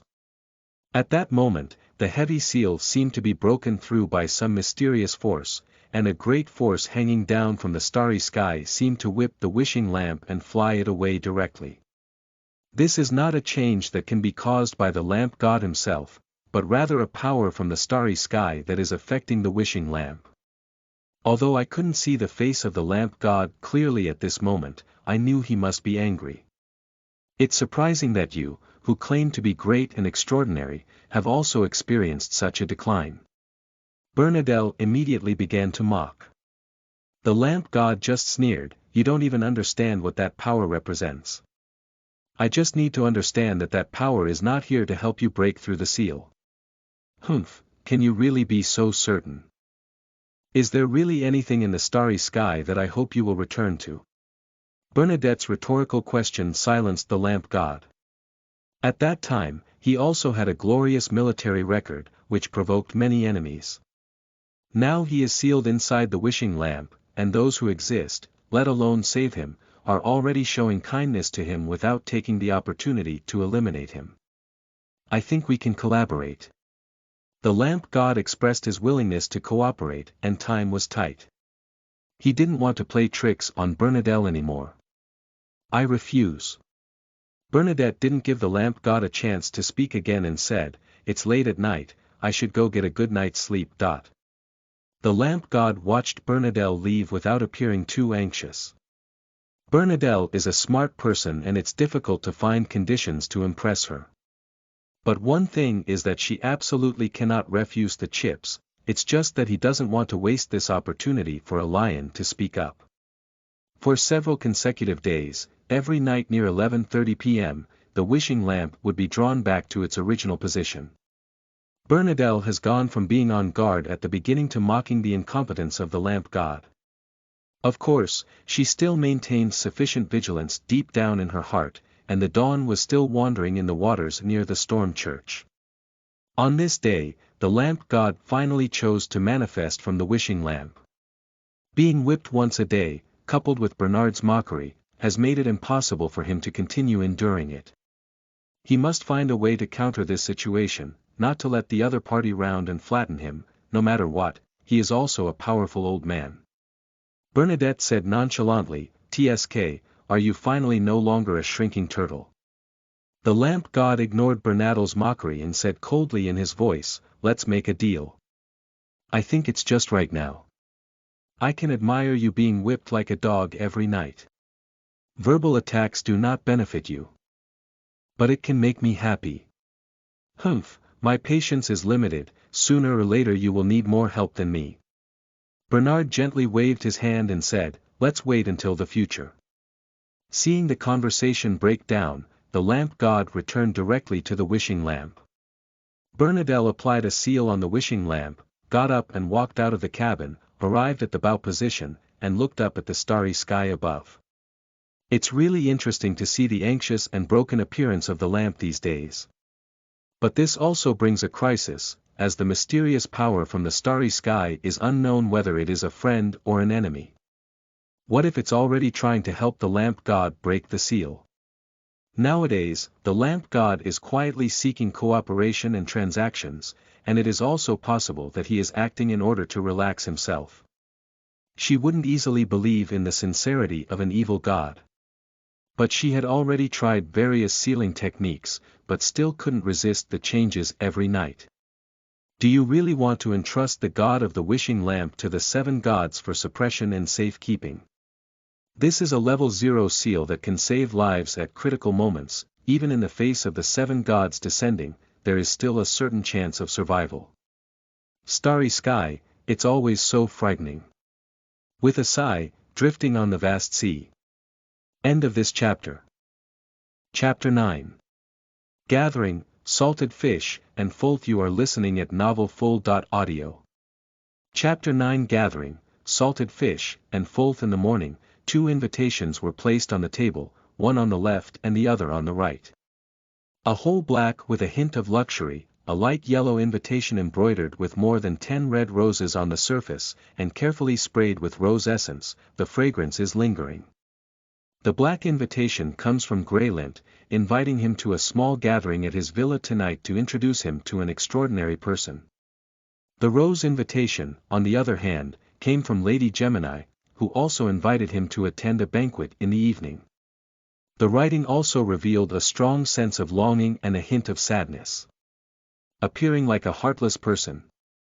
It is not a difficult decision to attend which banquet, but rather he does not want to reply to Mrs. Gemini's letter. Not replying is too impolite for a nobleman. But once he replied, Hasta was confident that he would receive an invitation from Mrs. Gemini every once in a while. Perhaps it's not just a separate banquet invitation, it could be some explicit and ambiguous words. Being too good-looking is also a kind of annoyance.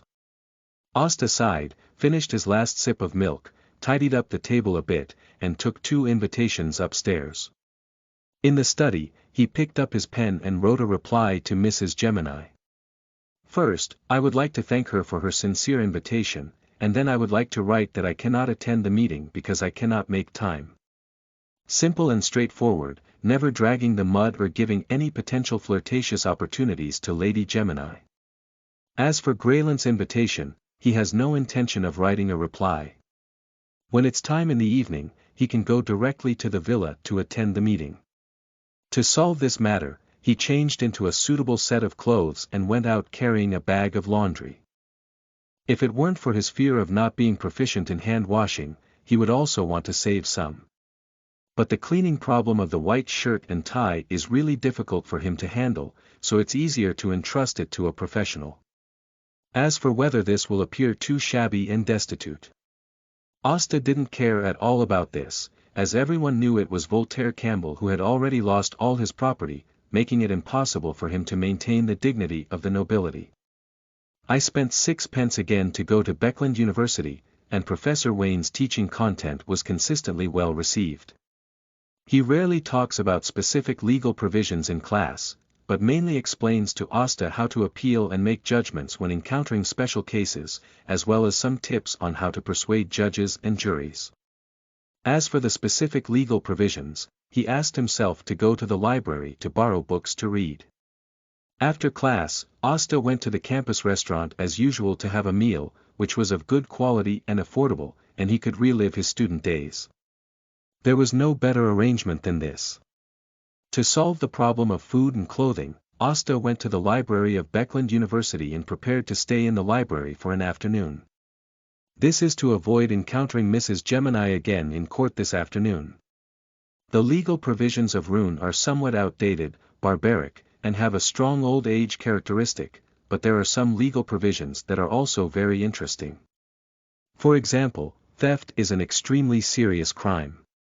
Regardless of the reason, even if you are about to starve to death, you cannot steal. Any crime caught must be punished by hanging. There is a serious lack of empathy, and naturally there is no moral bottom line. The act of killing is actually divided into many situations. People without status usually kill with their own lives. People with some status who kill can consider using money as compensation. Murders committed by powerful individuals can be divided into several categories, but overall, they are beneficial for them to escape without guilt. There are also some special circumstances, such as self-defense in times of danger, encountering burglars, etc., which can basically lead to acquittal without even needing to go to jail. When it comes to issues related to the Church of the Seven Gods, the Rune's law is somewhat self-deprecating, with a hint of divine authority. Of course, on the surface, it is only written as respecting freedom of faith. Hasta flipped through books and gained a rough understanding of the Kingdom of Rouen.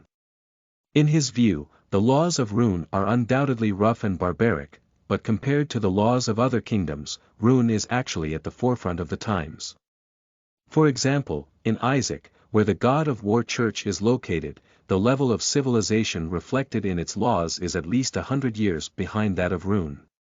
As night fell, in the luxurious villa of Greylint, lights had already lit up, and about a dozen guests arrived, shuttling between food and wine.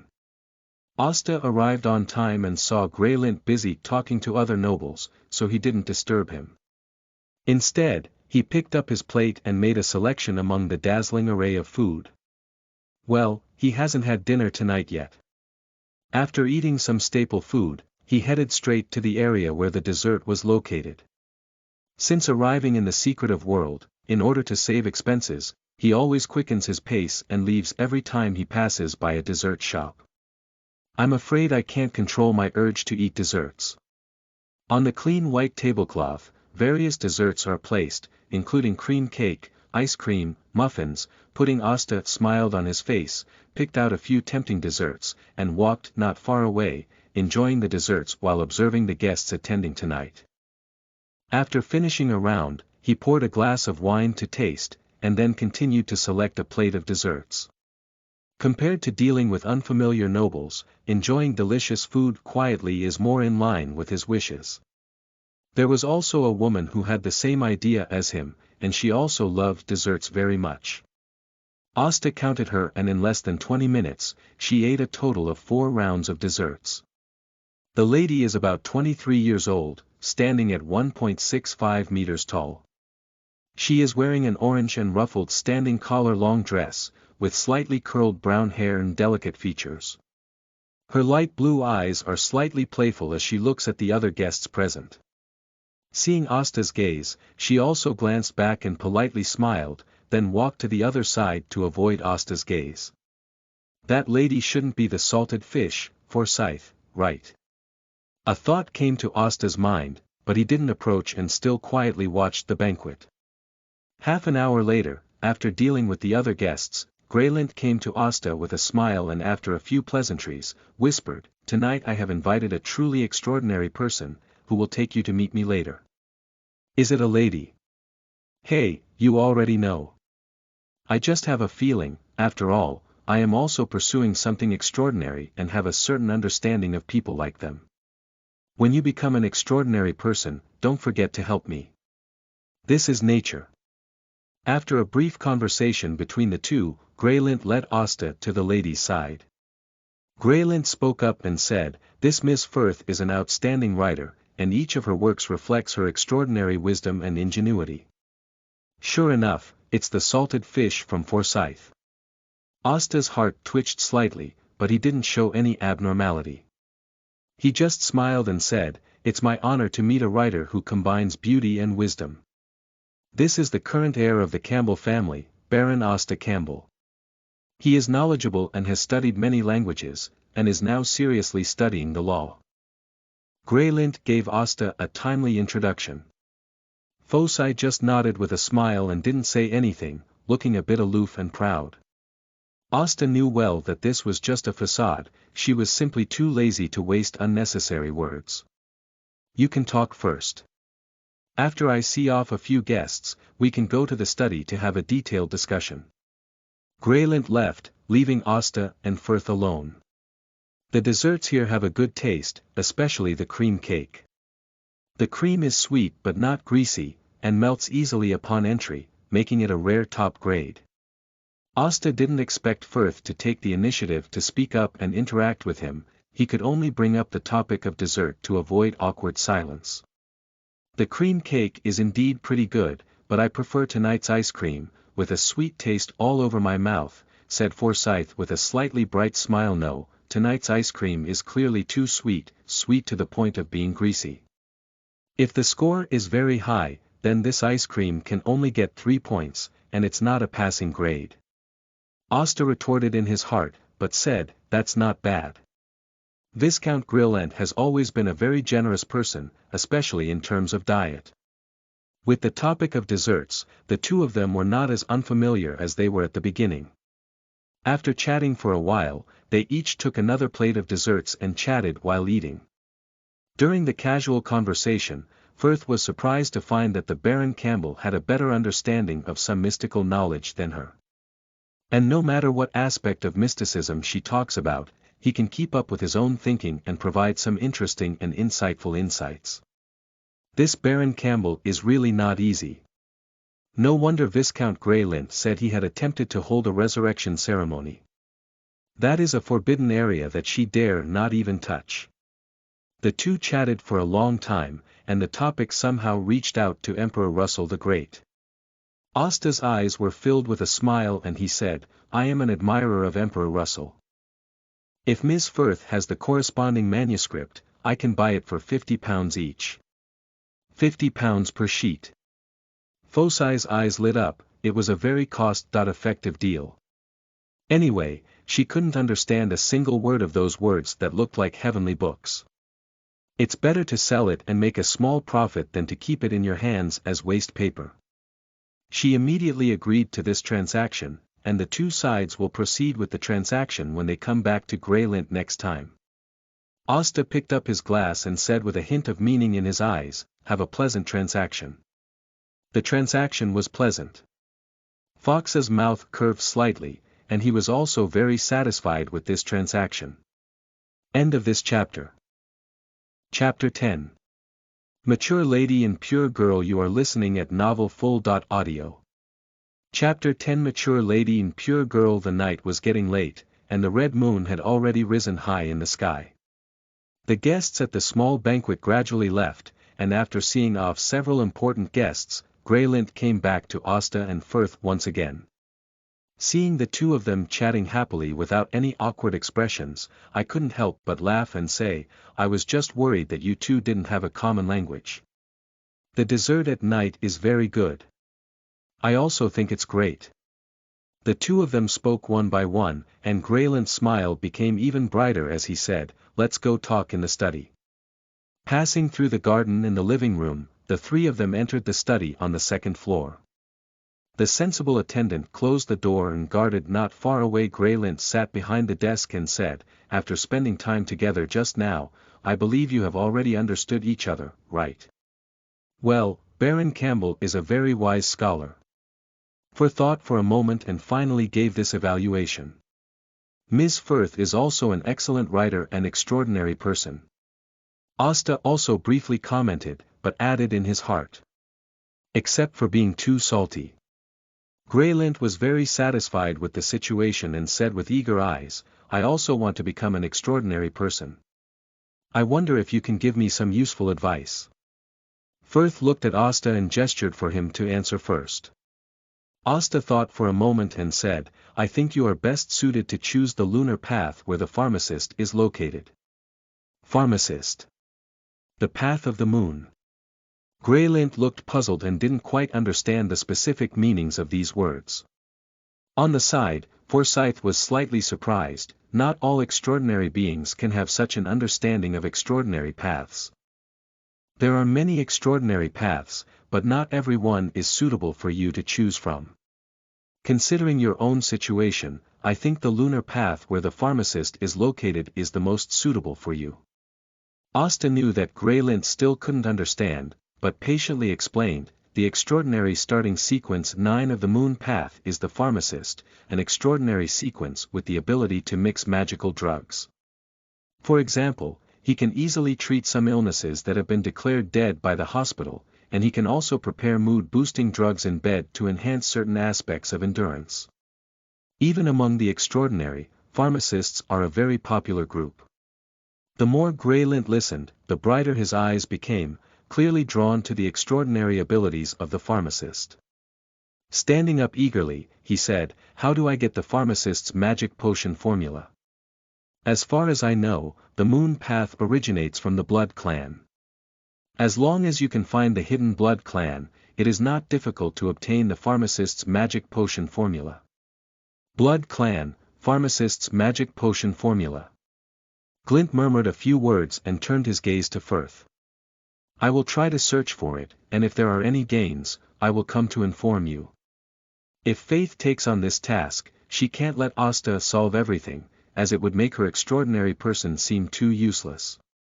According to the information she learned from Greylint, this Baron Campbell has not yet become an extraordinary person. As for whether she can find the blood clan, she is not worried at all. If she can't find it, she can't find it, just pretend to have earned less money. Very good, ha ha ha. Greylint laughed and felt very happy. Long-term pursuit of mysticism means wanting to become an extraordinary person with extraordinary abilities. Pharmacists are skilled in dispensing drugs and can enhance their abilities in that area, which is simply an irresistible temptation. After laughing, he looked at Asta and asked, "Do you also plan to become a pharmacist?" "I would like to reconsider that. I am equally interested in the abilities of other extraordinary beings." "That's good," Glayland said with a characteristic head. "Have you just seen Ms. Folth's extraordinary abilities?" "I haven't had time to see it yet."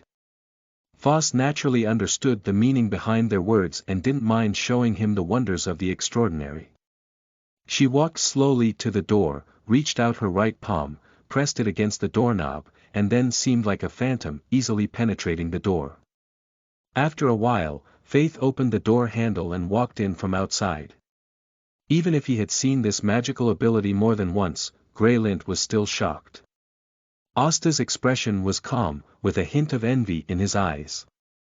If it weren't for the treacherous path of the Go-San family, and it still belonged to the path of the mysterious master, he would definitely choose to become an apprentice. The space door that allows you to travel freely to various places in the later stage is really delicious. Series 9 Apprentice. Asta revealed the path where Faith was located. This is to give Folth a little shock, and also to make Graylint understand that making good friends with oneself is a very valuable thing. He actually knows the way I am located. His knowledge of mysticism is truly profound. Foci was indeed surprised in his heart, but soon he didn't care about it. If someone knows, they will know. Anyway, she rarely takes action and doesn't even want to go out of the room door. After chatting for a while, Forsyth quickly said goodbye and left. If it weren't for the purpose of getting to know the powerful and influential Luan, so that she could receive visible help in the future, she wouldn't have chosen to leave the room and come to such a complex gathering. Fortunately, there were many gains tonight, commendable desserts, and I also met a young baron with profound mystical knowledge. After Forsyth left, Graylint's tone became more casual and he joked, "Did you provoke Mrs. Granny?" Asta looked at him in surprise. "Has Madame Gemini's behavior been so blatant?" The aristocratic circle of Luan is not big, and these romantic anecdotes post-drinking conversations are the easiest to spread. She entrusted other aristocratic ladies to me to learn about your recent situation. Graylint said, looking up and down at Asta and sighing, "If I could have your outstanding appearance, then I could have a wonderful encounter every night." Talking about some romantic topics privately is a sign of a good relationship between both parties. Asta was well aware of this and did not shy away from saying, "Madame Gemini is indeed a seductive woman, but I prefer those pure and innocent girls who are as pure as crystals and lovable." Graylint walked over and hugged Asta's right shoulder, saying, "Asta, as a passerby, I must warn you that a mature lady is far better than a pure girl." Before Asta could refute him, he continued, "The feelings of the girls are very sincere and pure, and cannot tolerate any sand. If you provoke them and make them fall deeply in love, they will definitely force you to marry them. Otherwise, you may seek death in life, which will seriously affect your reputation. And mature ladies, they are like ripe grapes, sweet and moist. The key is that they don't bother people at all and know how to serve them better. Madame Gemini's reputation is quite good, and she is a rare beauty. You can really try to get in touch with her, which will open the door to a new world for you."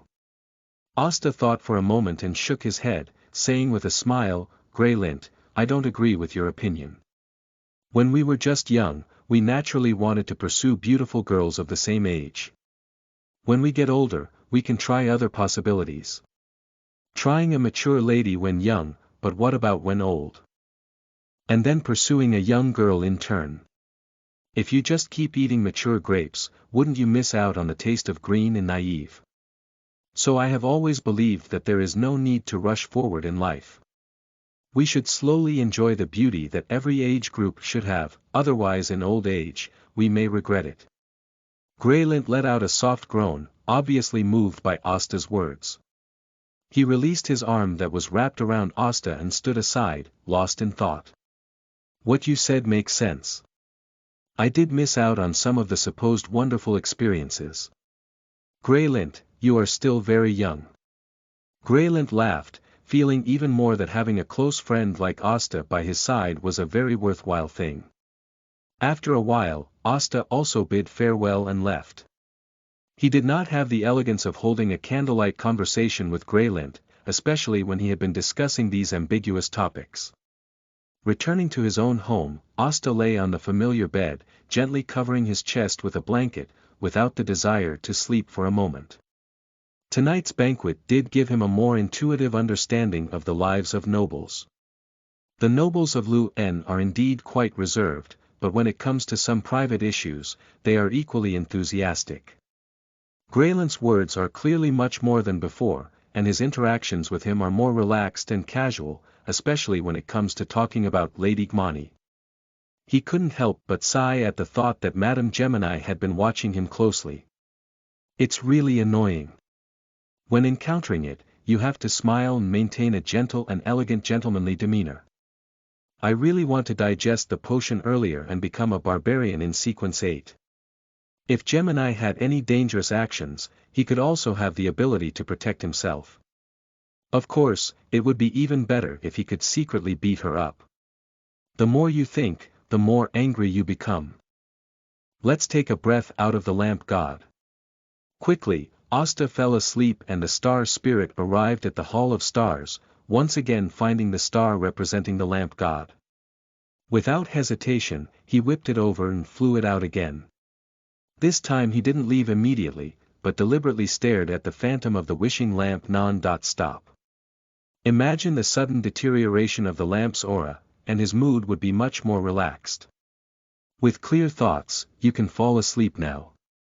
End of this chapter.